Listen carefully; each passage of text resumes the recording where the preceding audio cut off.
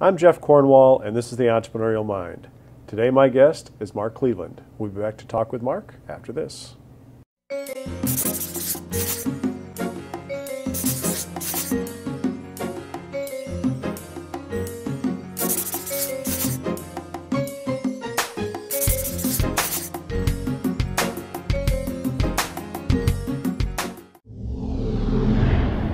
Talkapolis programming is sponsored in part by the Center for Advanced Dentistry, now serving the greater Nashville area. Welcome, Mark. Hey, Jeff. Happy to be here. Appreciate you coming in today. So, you've had quite a ride over the last 10 years or so in terms of really being a serial entrepreneur in a lot of different markets at once. I know a lot of people are aware of your company, Swiftwick, but let's talk a little bit about Hobby Express. Can you kind of tell us the history of how that got started and what you guys do? Because that's an intriguing story to me. Well, I think we're all 12 years old at heart, or at least we want to be, and it was a great opportunity at the time. It was back in early 2009, the last part of 2008, and Swiftwick was about a year old, and I was intrigued by the opportunity to acquire Hobby Lobby, partly because... But how many people told you were crazy for buying another company when you just started another one up?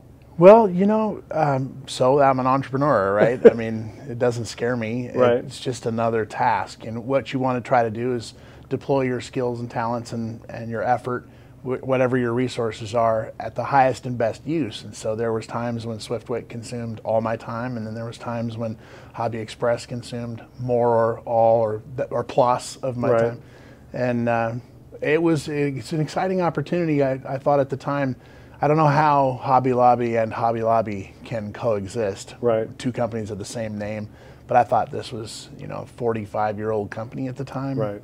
Market leader, and it would be a terrific opportunity to leverage my distribution and transportation and just general business experience in a really fun space. All right. So Hobby Express. So you're basically selling airplanes. Radio controlled airplanes, trucks, helicopters, now drones. Yeah. And when we, of course, were Hobby Lobby at the time, we're Hobby Express now. Right. And that was part of the negotiation with Hobby Lobby to get some brand clarity, or is that on your own part to want to do it that way? Well, we shared the brand name for 35 years. I mean, the entire existence of Hobby Lobby stores out in Oklahoma City. Right.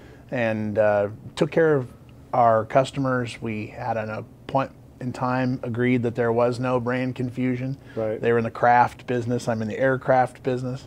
And just over time, with the emergence of social media and the scope and scale of Hobby Lobby stores, we were a catalog company and a web sales company, and they really were a brick and mortar company. And there were a lot of things that kept us separate. My customers were primarily male. Their customers were primarily female. Right. And it worked for a long time until it didn't. Right. Right. So so you bought this company in 2009, Mm-hmm. and at that point in time, all the product was being manufactured in China. Is that correct? The vast majority, either somewhere in Europe or somewhere in the Eastern Asian Rim, right?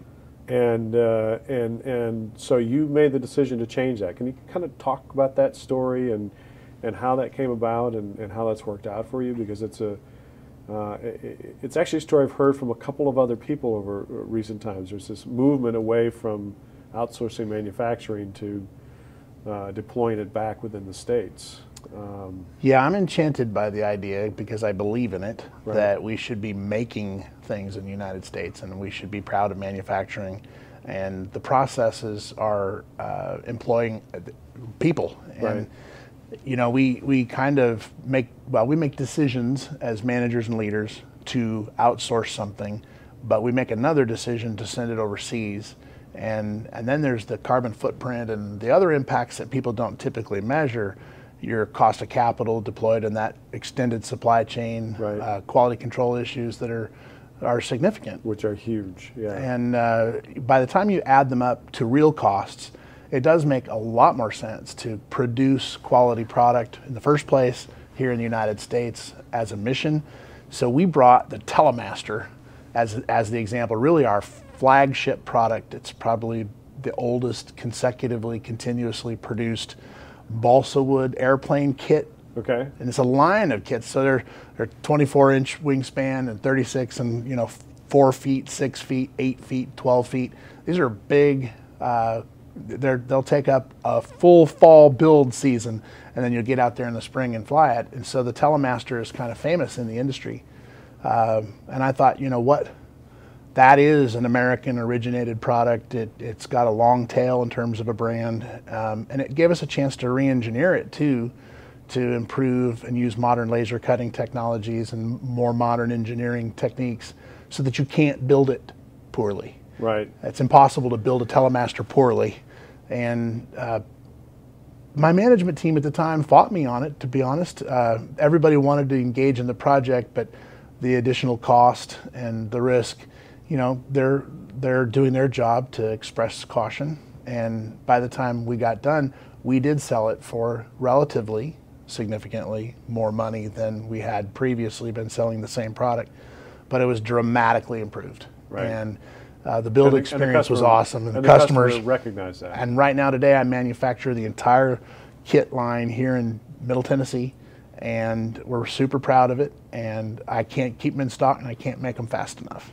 In talking to a lot of my friends who've done outsourcing, they say you first run the numbers and it looks like you might save 40% manufactured in China, but by the time you get those hidden costs of quality issues that go on, and sometimes even reworking product that comes in, and delays in shipping, and a lot of them say they're lucky to save 5 or 10, maybe 15% sometimes. Yeah, there's a famous story in the Hobby Lobby now, Hobby Express culture, of when we got our F-15 jet shipment in. We'd been working really hard on this foam, innovative, lightweight, dual thrust vectoring jet, and it came in and they were all pink. So the specification was some red highlights, and we had a scale product, and every red surface was pink. It was really good that there was a 4th of July, and pardon me, a Valentine's Day around the corner when those arrived. So we packaged them up as Valentine's Day comedy jets, and they flew out the door. But yeah, I mean, I don't think that people measure the cost of quality and the impact of a lack of quality as much as they need to. And the Chinese are very competent manufacturers. Right. They will make you exactly what you pay for, right. Nothing more. Right. So that's so true in the consumer side of things. I think everybody knows you get what you pay for. Right. And the challenge is you got a container full of it, and now it's arrived at your dock, and you've prepaid for it, and it's arrived, and it's ready to go, and it's wrong. And it's right. not just usually slightly wrong; it's often substantially wrong. Right. So, how hard was it to set up that infrastructure here in the States? Because we've lost a lot of our plant capacity. We've lost a lot of our skilled workers. The tool and die people, the manufacturing people. How hard was it to kind of rebuild that infrastructure you needed here to build the product? Well, it was difficult to get the high quality balsa, because of course the big shipments of high quality balsa are going to where the other manufacturing activity is. Right. In the case of Swiftwick, the production of domestically produced socks, the biggest challenge there was to get foreign sourced raw materials out of that supply chain, because the entire supply chain leaves and goes with right. the industry. Right. So the dye and the spinners and a lot of people involved in the technology of producing textiles, those plants leave at the same time that the sock industry goes to Mexico or wherever it goes. So when we fired up here in America, at least in that manufacturing experience, the toughest thing was sort of sourcing and working with the best of the remainder of the industry, which really truly is the best of the best, because they're right. still here. Right. And that's where a lot of the innovation is. So in my experience, it feeds into your sweet spot. It sounds tough, it isn't easy, but when you're done, you're working with the most innovative and disruptive and capable supply chain here in America, and it's close and you can react quickly. I'm a big fan of manufacturing anything here in the United States. Well, the economic ripple effect from what you've done is huge, because it's not just directly in what you're doing, but all of these manufacturers and the people they touch and they deal with. I mean, there's a lot of economic development that happens with that kind of a move. And we try to calculate what our decision to manufacture 100%, including raw materials, 100% in the United States might have in terms of that economic ripple effect. Right. And it makes you proud. What a great story. Yeah, I appreciate you doing that. Appreciate you coming in and talking to us about it. Thanks, it's fun. All right, thanks, Mark.